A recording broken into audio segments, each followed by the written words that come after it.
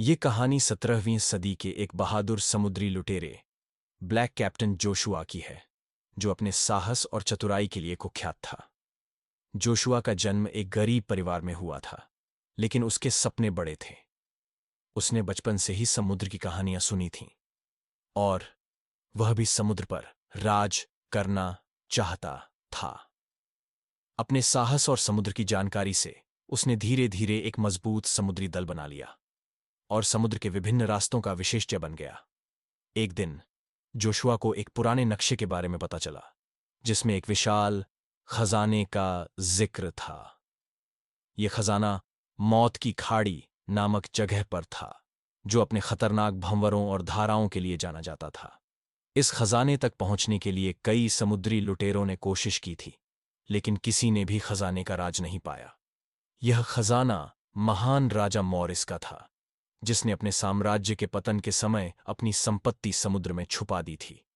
Joshua ने अपने दल को इकट्ठा किया और एक आखिरी खतरनाक यात्रा की योजना बनाई। उसके दल में हिम्मती लोग थे, लेकिन इस यात्रा में सबके मन में डर था। जोशुआ ने उन्हें भरोसा दिलाया और समझाया कि यह खजाना उनकी जिंदगी बदल सकता है।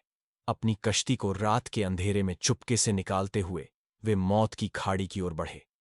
रास्ते में उन्हें कई मुसीबतों का सामना करना पड़ा। भयंकर तूफान, भंवरों की गूंज और गहरे पानी में छुपे शार्क के हमले। दल के कुछ लोग इन खतरों से डरकर पीछे हटने का सोचने लगे, लेकिन जोशुआ के हौसले ने उन्हें आगे बढ़ने की प्रेरणा दी। आखिरकार मौत की खाड़ी के निकट पहुंचते ही उन्होंने देखा कि वहां का पानी हरे रंग का था, जो आम समुद्री पानी से अलग था। ये जगह बेहद खतरनाक थी, और यहां कई टूटे हुए जहाज पड़े थे, जो ये बताते थे कि पहले कितने लोग यहां खजाने के चक्कर में अपनी जान गंवा चुके थे। जोशुआ ने एक योजना बनाई और धीरे धीरे खजाने के स्थान की ओर बढ़ा।